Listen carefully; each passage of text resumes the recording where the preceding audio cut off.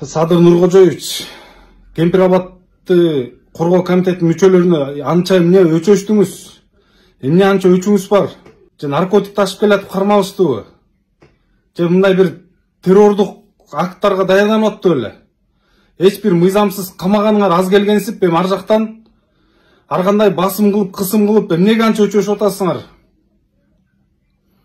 Садыр Нуркожоевич, бул кылып атканыңар саясий, укуктук террор катары бааланат убак сааты келгенде.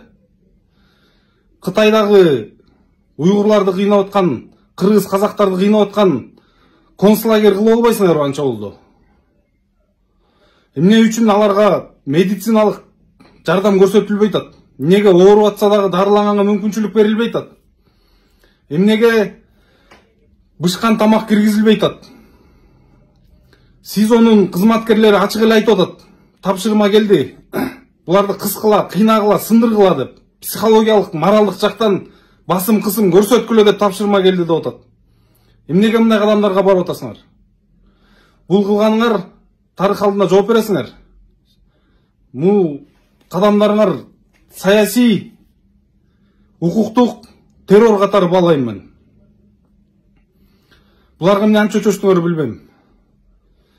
Мындай президентте болгон, ажоодой болгон сапатыңар болсо, тезинен мыйзамдуу кадамдарга барып бошотуп койгула. Ошону гана талап кылабыз.